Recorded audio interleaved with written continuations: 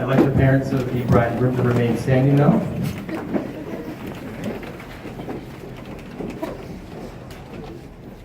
Bill and Joanne, Rob and Karen, are you willing now and always to support and strengthen this marriage by upholding both Kate and Alex with your love, your concern, your counsel, and your prayers? Yeah, I am. Very good. Please be seated. Please bow your heads for an opening prayer. Lord, we offer many thanks to you this day. We thank you for this place in which we dwell with family and friends united together. We thank you for the love that unites us. We thank you for the peace accorded to us this day. We thank you for the hope this day and these events bring. Most of all, we thank you for these two people that have come before you to bind themselves to one another in all things. May you bless them now and forever. Amen. You guys doing okay? You look good. You look good. I won't talk for too long. First comes love, then comes marriage. This small piece of children's rhyme stuck out to me while I was preparing for this service. It's so simple. Often in this world today, couples enter into marriage with some vague idea of love, or without love at all. Now, feeling wise in my realization, I was then drawn to the book of Ecclesiastes, a book of the Bible frequently used and quoted for its wisdom. In the book, an aged Solomon tries to teach relating his life experiences and then drawing lessons from them. In Ecclesiastes chapter 4, Solomon puts into words a demonstration of real love through companionship. Verse 9 states, "Two are better than one, because they have a good return for their labor. If either of them falls down, one can help the other up. But pity anyone who falls and has no one to help them. Also, if two lie down together, they will keep warm. But how can one keep warm alone?"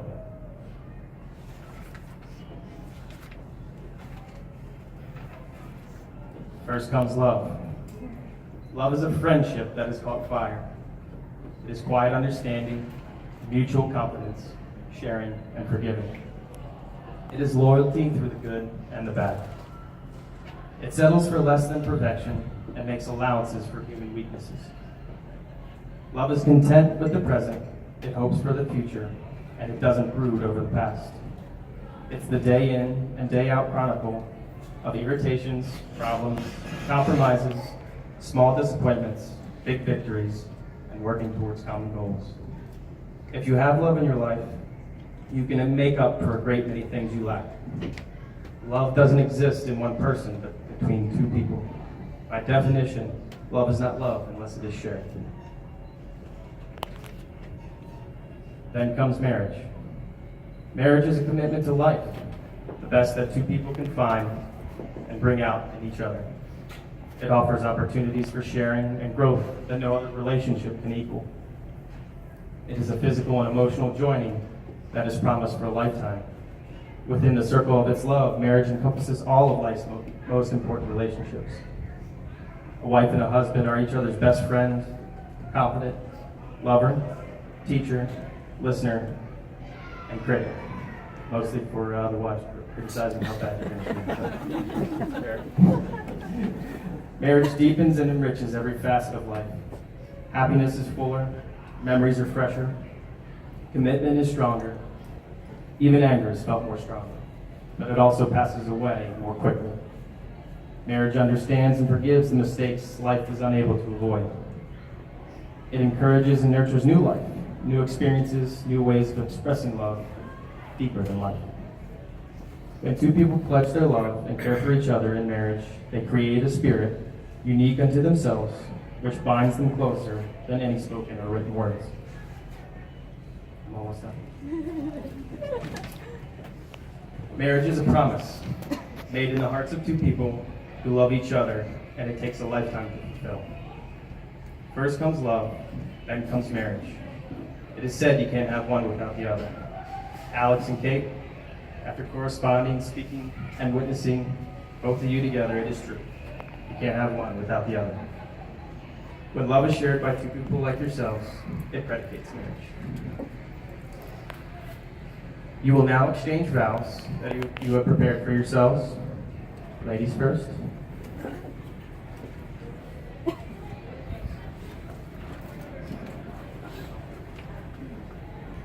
My dearest Alex, today I choose you to be my partner in life's adventures, however great or small. I promise to support you in your goals and dreams and to always stand behind you in whatever football team you're rooting for. Keep down, Panthers! Today I promise to give my all to you and our life together. I promise to be your best friend. I promise to be caring and compassionate. I promise to share you with football season and to cheer for your fantasy football wins, even though I have no idea what's going on. I promise to laugh until I cry at your silly jokes and antics. I promise to be by your side through the good and the bad.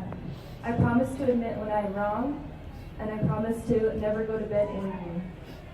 I promise to choose you every day and always, to love you more with every breath and every moment, with all that I am and all that I yet to be. I love you. Alex, your turn. Got back to follow up. Kate, from the first day I met you, you have taught me so many things.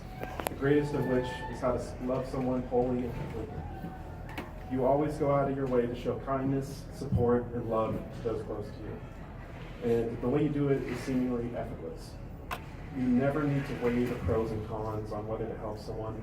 You approach those around you with love and empathy because it's the right thing to do. And there's never any second thought about it. Your effortless love inspires me every day. And I promise to always love you with the same spirit of unconditional devotion. Kate, you are my sunshine. You're my best friend. You have brought me more joy and happiness to my life than I ever thought possible. And I consider myself the most fortunate alive because I get to spend my life with you. Each day, you inspire me to be better. And today, I make the sincerest promise I can ever hope to make. I vow to be your constant love and support, your devoted partner in life. I vow to always treat you with love and respect, to always value your opinions and trust in your decisions. I vow to have faith in you and our journey together, even when challenges arise. I vow to be your shelter through adversity and your source of hope when life gets rough. I vow to always make you smile, every day, even if it means acting like a goofball or saying something completely off the wall. I vow to you, my sunshine, my best friend, that I will never give up, that I will always believe in us, and that I will love you wholly and completely for all of my life. I almost started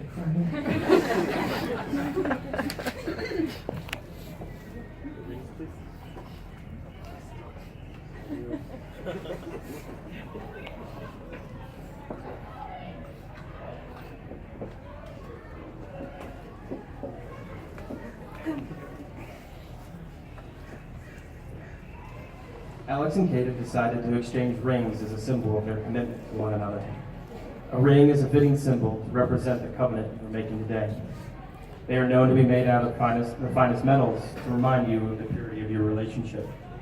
A ring is also a line, unending, reminding you that your love, devotion, commitment to one another are also unending.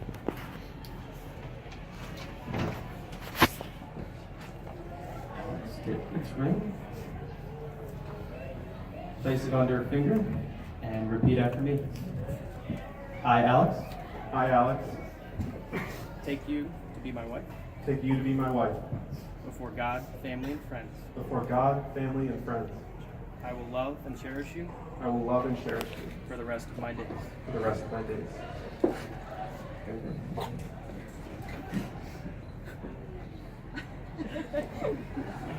Dave, take Alex's ring. Place it on his finger and repeat after me. I, Kate, I, Kate, take you, Alex, to be my husband, take you, Alex, to be my husband. before God, family, and friends. Before God, family, and friends, I will love and cherish you I will love and cherish you for the rest of my days. for the rest of my days.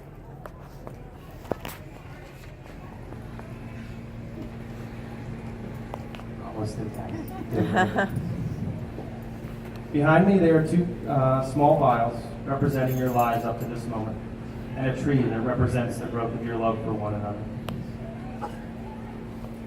As you provide water for this tree, you also provide the encouragement, trust, love needed on a daily basis. Side.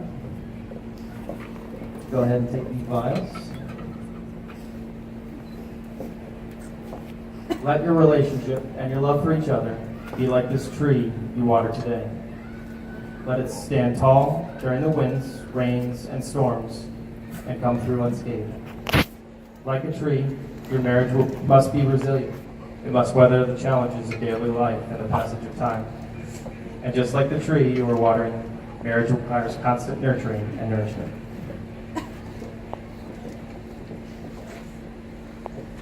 I'd like to ask their niece Rose to step forward to share a poem with us.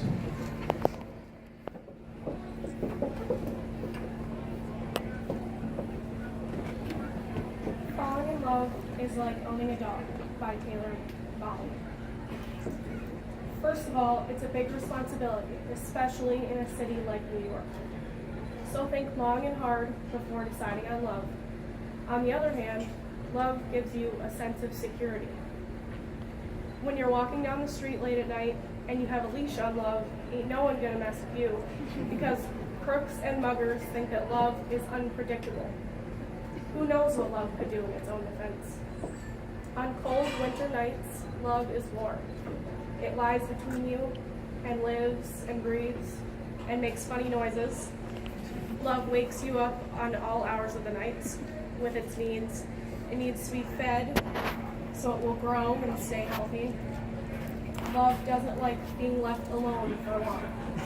But come home and love is always happy to see you. It may break a few things accidentally in its passion for life, but you can never be mad at love for long. Is love good all the time? No, no. Love can be bad. Bad love, bad. Very bad love. Love makes messes. Love leaves you little surprises here and there. Love needs lots of cleaning up after. Sometimes you just want to get love fixed. Sometimes you want to roll up a piece of newspaper and swat love on the nose. Not so much to cause pain, just to let love know, don't ever do that again. Sometimes love just wants to go out for a nice long walk.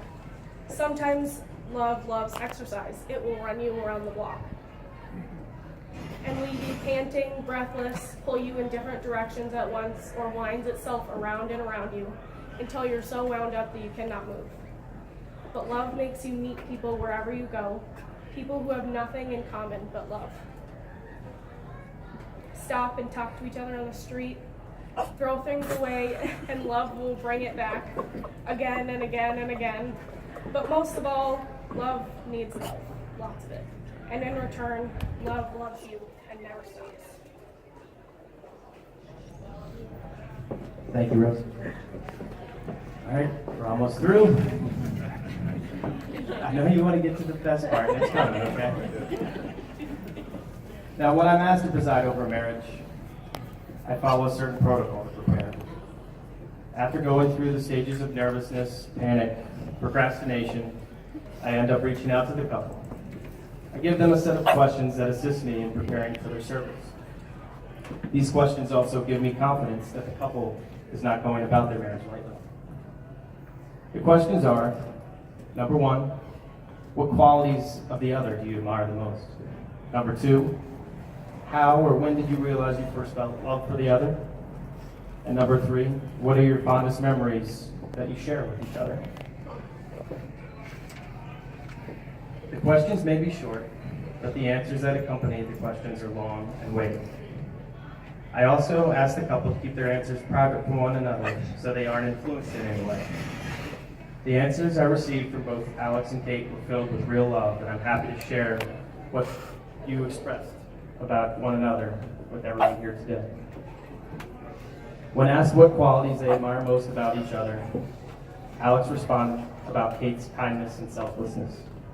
He shared a story of Kate taking in a good friend's sister when she was in need on Christmas Eve. He also spoke highly of her artistic talent and love for adventure. Kate voiced her admiration of Alex's great patience, which surprised me greatly because being a Ritz myself, I know it's very rare in our blood. She also highlighted his compassion for others through his work and how fond she is of his presence as a strong male role model. Kate also touched on Alex's fantastic sense of humor and ability to make her smile and laugh anytime, anywhere. The next question was asking about the first time each of them experienced love for one another.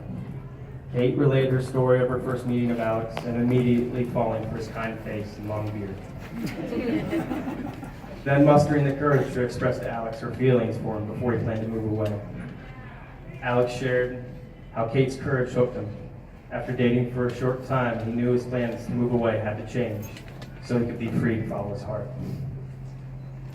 Finally, when they both answered the last question about what their fondest memories they share are, I was filled with joy. Their answers were exactly the same. Exactly. They both, in turn, highlighted their adventures of skiing, hiking together, but also reveled in everyday small memories of cooking dinner together in the evenings, assisting each other in building Halloween costumes, and enjoying time spending with your dogs. I will finish my message so we can get to the party. I used to work as a chef. The most important thing needed in that job was preparation. Making sure my ingredients were ready so that when it came time to put together a dish, everything I needed was there. Shush, puppy. I'm happy to say that that is what I see between you two here today. You have all the ingredients of patience, selflessness, kindness, a sense of humor, and empathy. They share the reverence for courage and admire each other for their strong character. They enjoy all things they do together before big adventures and quiet moments.